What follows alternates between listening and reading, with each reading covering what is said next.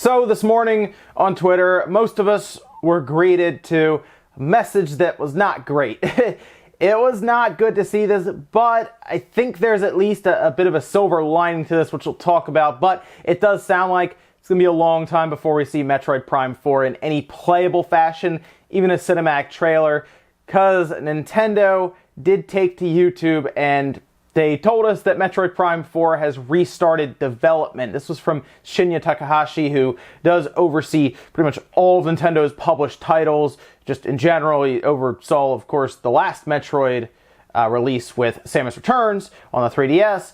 And that one actually had pretty good reviews. People liked it. It was good 2D side-scrolling Metroid. But now we're getting into the serious stuff here. Metroid Prime 4 is a game that people have been waiting for.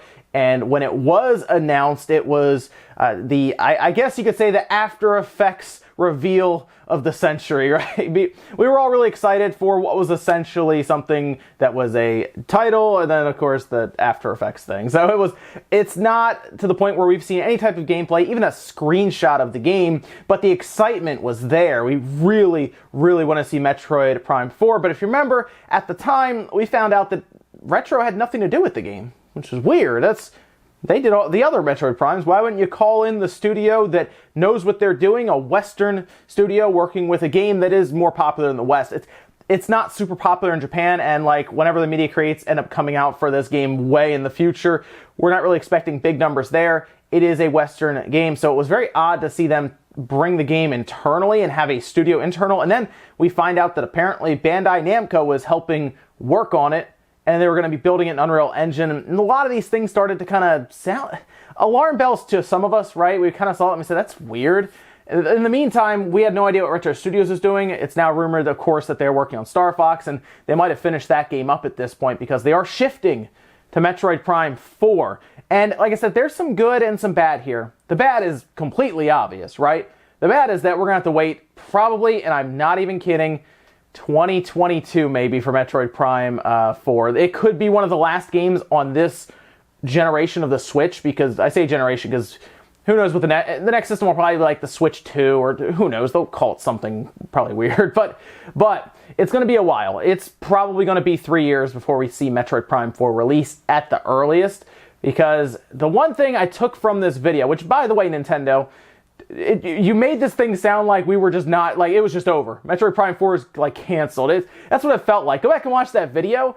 If you didn't know what was coming, you might have been sitting there like, oh man, they are about to cancel Metroid Prime 4. That's what I was thinking when they had Shinya Takahashi stand there and say, development's not going great, and it's with a lot of regret and sadness that we have to announce. And I'm like, oh wow, they are about to cancel Metroid Prime 4. But no, they have to restart development on Metroid Prime 4 because whatever they had before this was not up to their standards. They weren't happy with it, which, okay, they could have pushed it out, and most of us, all Metroid fans anyway, would have bought the thing. But if it came out and Metroid Prime 4 was bad, that would have, I think, hurt the franchise completely, because it survived Other M at least, which was a very controversial Metroid game, whether you liked it or not. It definitely wasn't this overwhelmingly critically acclaimed game like the Metroid Prime series has been so far for the most part.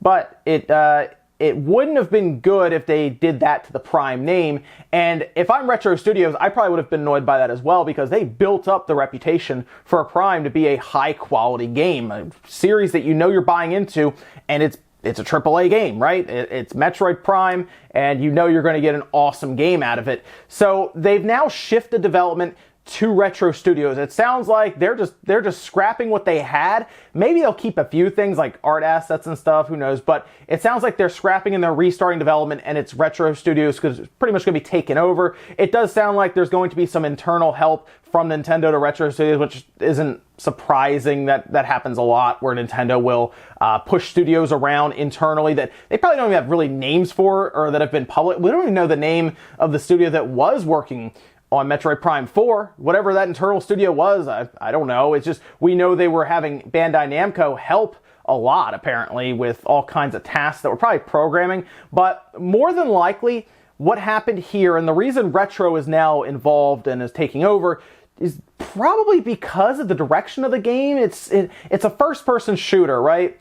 And Nintendo isn't exactly a company for first-party games known to be good with first-person shooters, unless you have someone like Retro Studios involved. And I have a feeling it was taking a much different direction as development went along.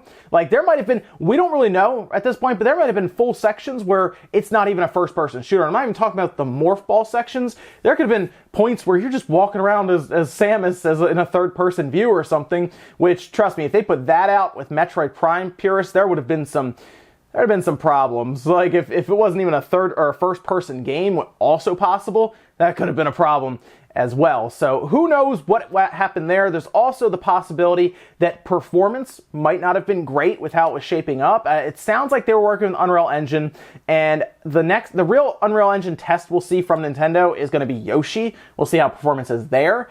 But if they couldn't get the game to 60 frames, I think that would have been a problem, as well as Metroid Prime is known for that. They were getting 60 frames out of the GameCube, and that thing looked like a 360 game if you go back and look at it. It's crazy. So calling in Retro Studios, who has proven to be pretty much wizards in the past when it comes to optimization and making the game run well and still look great, see Tropical Freeze, for example, it's no surprise that they would pull them in. And who knows, maybe they just said, we'll bring in Retro Studios because they know what they're doing. I feel like they could not have brought them in previously, because they were probably working on that Star Fox game that we still haven't seen. And that's rumor, so that's all we can really go on at this point, because what else would they be doing outside of helping to port Tropical Freeze to the Switch, which got a nice little resolution bump and it still ran great. That's the only thing I could think of, is that they have been working on Star Fox, and it's to the point now where they can either step away from it and have a studio within Nintendo finish polishing it, or it's pretty much ready to go, and they're now shifting over to Metroid Prime 4, which means that I guess Star Fox would be coming sometime this year, if that's the case, because I don't think you pull them away from a project that big that sounds like it was going to be a big release from Retro, only to have them then go work on Metroid Prime 4, unless they're really scrambling. The other thing I want to point out here is, this was actually very transparent from Nintendo. It was kind of caught me off guard a bit. It's not normal to see a company come out and pretty much just lay it all out there and say, listen, you're not going to see this game for a while, but it's because we don't want the game to be terrible when it comes out. It sounds like they probably did some focus groups, or they even stepped back and looked at it, or they showed it to Retro and said, what do you guys think about this game? And they said, that's what you're doing with the Prime series? You can't do that. There's a lot of thoughts about, obviously, how this went down, and it's possible that they stepped back themselves and looked at it and said, yeah, this isn't Prime. We don't even know what this is right now. So it's interesting to see this all go down, but it's good that Nintendo just told us flat out, rather than just say nothing, like, Final Fantasy VII Remake. I would have liked Square to really come out and really go over it. I know they said that they had to get rid of Cybercan. That's a whole thing on its own. But this was very transparent from Nintendo, which is appreciated. It's just, man, that's a shame to see Prime 4. Some of us were thinking, oh, maybe it'll be out in 2019 or 2020. It's going to be the last game on the Switch, I'm pretty sure. Well, one of the last first-party released games at this point. But I'm a big Metroid fan. It's a shame to see it get pushed back to who knows when at this point. I mean, there was never a release date anyway, but I have a lot of confidence now that Retro Studios is behind it, because they know what they're doing with the Prime series, and I expect them to really get in there and make this game good. So there'll still be a lot of questions, and since now we know exactly where it's being developed from, you might see more leaks than we had previously, as people will probably dig into it and see what's going on. And then there's going to be the question of what happened to this Metroid Prime prototype, this project that had to get canceled. A lot of questions around that, and I expect there to be some answers at some point in the near future, whether it's from people digging it up or even Nintendo putting it out there. I think most likely people will dig this stuff up. Why was it canceled? Was it the direction? Was it the performance? Did they just not believe in it? What happened for them to shift so suddenly? Or were they to the point where they were like, you know what, Retro's free, we're just going to move this thing over and restart now while we can? Because if they got to the end and they looked at it, then they might have to just push it out. I don't think they would scrap the thing if they were like right at the end. They would either reuse some of it or do something, but they're starting from scratch. Metroid Prime 4, now at Retro Studios. Let me know what you guys think about this whole situation with Metroid Prime 4. Do you think they just told us about it too early? Maybe. I mean, that's the thing though. If they honestly looked at it and said, we can make it ourselves, Retro's busy with Star Fox, we got this. Maybe they didn't want to hold off until Retro was free again. Because think about it this way. If they announced this year, whether it's E3 even, what if they announced this E3 and said Metroid Prime 4 is coming and Retro Studios is working on it? Would you have preferred for them never to told us that Metroid Prime 4 was coming out back then, in 2017 E3 by the way, or would you have rather them tell us then and then this is where we are now? Or would you rather them not tell us then and now announce it this E3 with Retro Studios logo right there? So let me know what you guys think about all this. Make sure you like the video if you liked it, dislike it if not. And guys, I'll see you in the next video.